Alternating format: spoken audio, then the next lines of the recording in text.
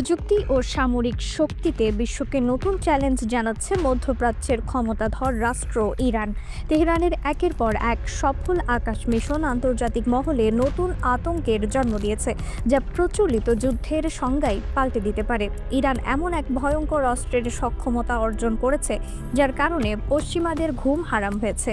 Iran কেন পশ্চিমা দেশগুলোর জন্য সরাসরি হুমকি হয়ে উঠল, কিভাবে তারা গোটা অঞ্চলের সামরিক ভারসাম্য বদলে দিচ্ছে, আর এই আশঙ্কায় আমেরিকা ও ইসরায়েল কী ধরনের পদক্ষেপ নিচ্ছে।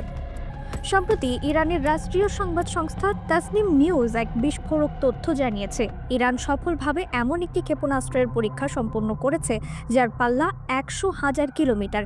সাধারণ চোখে এটি শুধু একটি সংখ্যা হলেও আন্তর্জাতিক বিবেচনায় এই সংখ্যাটি এক সম্পূর্ণ নতুন সমীকরণ। এতেই পেন্টাগন থেকে শুরু করে তেল আবিব পর্যন্ত প্রতিরক্ষা কর্তাদের মাথা ঘুরিয়ে দিয়েছে। 10,000 কিলোমিটার অর্থ হলো তেহরানের কন্ট্রোল রুম থেকে বোতাম চাপার মাত্র 30 মিনিটের মধ্যে নিউ ইয়র্ক বা ওয়াশিংটনের যে কোনো ঠিকানাকে জ্বলন্ত নরকে পরিণত করার সক্ষমতা। এতদিন আমেরিকা ও তার মিত্র ইসরায়েল ভেবেছিল ইরানকে তারা মধ্যপ্রাচ্যের সীমানায় আটকে রেখেছে, কিন্তু এই ঘোষণায় ইরান সেই অদৃশ্য দেয়াল ভেঙে দিয়েছে। এবার তারা আটলান্টিক মহাসাগর পাড়ি দিয়ে যুক্তরাষ্ট্রের শোবার ঘরে ঢুকে পড়েছে।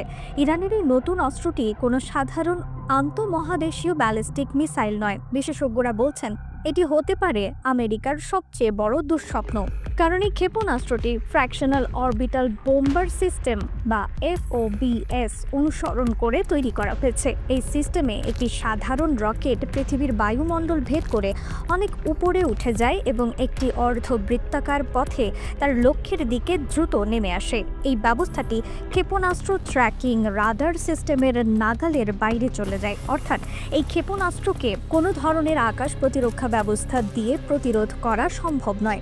ইরান কার্যত এক রকম প্রতিরোধ মিসাইল বানিয়ে ফেলেছে, যা দিয়ে ইসরায়েল তো নিমিষেই এমনকি মার্কিন যুক্তরাষ্ট্রের মাটিতেও হামলা চালানোর সক্ষমতা অর্জন করল।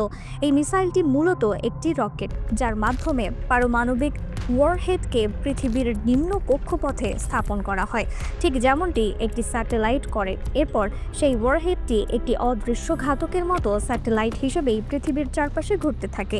এটি কয়েক মাস এমনকি কয়েক বছর পর্যন্ত কক্ষপথে অবস্থান করতে পারে। এরপর যখন হামলার নির্দেশ দেওয়া হবে, তখন এটি তার রেট্রো রকেট চালু করে কক্ষপথ থেকে বেরিয়ে এসে পৃথিবীর যে কোনো প্রান্তে আঘাত হানতে পারবে। এর সবচেয়ে বিধ্বংসী দিকটি হলো এটি দক্ষিণ মেরুর উপর দিয়ে ঘুরে এসে আমেরিকার দক্ষিণ দিক থেকে হামলা চালাতে পারে।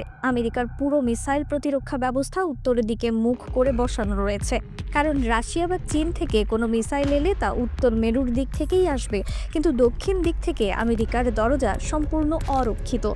FOBS প্রযুক্তি আমেরিকার এই দুর্বলতাকে কাজে লাগিয়ে তাদের ট্রিলিয়ন ডলারের প্রতিরক্ষা ব্যবস্থাকে এক মুহূর্তে অর্থহীন কাজের টুকরোতে পরিণত করার সক্ষমতা রাখে।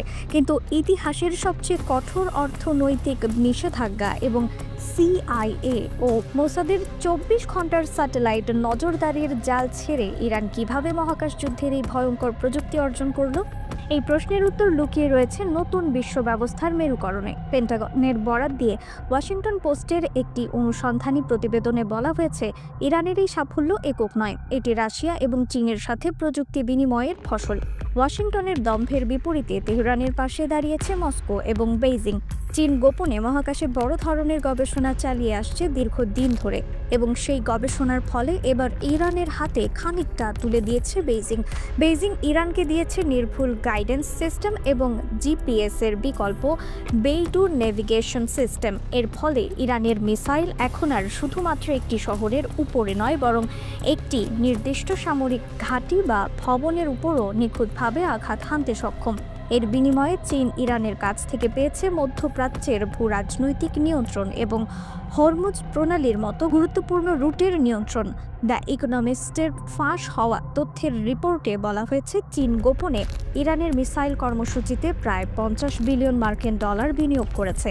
ইরানের এই যুগান্তকারী ঘোষণার পর সবচেয়ে আশ্চর্যজনক বিষয় হলো আমেরিকা এবং পেন্টাগনের রহস্যজনক নীরবতা। মার্কিন স্ট্র্যাটেজিক কমান্ড কোনো আনুষ্ঠানিক বিবৃতি দেয় যায়নি। হোয়াইট হাউস শুধু জানিয়েছে বিষয়টি তারা খতিয়ে দেখছে। এই নীরবতার কারণ কি? বিশ্লেষকদের ধারণা, ভয় এবং চরম ব্যর্থতা ঢাকার চেষ্টা করছে তারা। আমেরিকা যদি জনসম্মুখে স্বীকার করে যে ইরান সত্যিই এই প্রযুক্তি অর্জন করেছে, তাহলে যুক্তরাষ্ট্রের $1 ট্রিলিয়ন প্রতিরক্ষা ব্যবস্থা সম্পূর্ণ ব্যর্থ হবে, যা হবে আমেরিকার সামরিক শ্রেষ্ঠত্বের মিথ্যার কফিনে শেষ পেরেক ঠুকে দেওয়ার সমান। এটি প্রমাণ করে যে ওয়াশিংটন এখন তেহরানকে এতটাই সমীহ করছে যে তারা সরাসরি কোনো প্রতিক্রিয়া দেখানোর সাহসও পাচ্ছে না। ইরান সংঘাতের ময়দানকে পৃথিবীর মাটি থেকে মহাকাশে নিয়ে গেছে এবং দেখিয়ে দিয়েছে নিষেধাজ্ঞা। হামলা বা হুমকি দিয়ে তাদেরকে দমিয়ে রাখা সম্ভব নয়। ওয়াশিংটনের রাতের আকাশে এখন আর শুধু তারা বা স্যাটেলাইট নয়, ঘুরপাক খাচ্ছে ইরানের এক অদৃশ্য খাঁচার ছায়া। যুক্তরাষ্ট্র এখন এমন এক শত্রুর মুখোমুখি যাকে আর কোনো মিসাইল ডিফেন্স সিস্টেম দিয়ে আটকানো সম্ভব নয়, কারণ শত্রু এখন তাদের সীমানা নয়, তাদের মাথার শত শত কিলোমিটার উপরে মহাকাশে অবস্থান করছে। রিফাত আর ইসলাম, ভোরের আকাশ।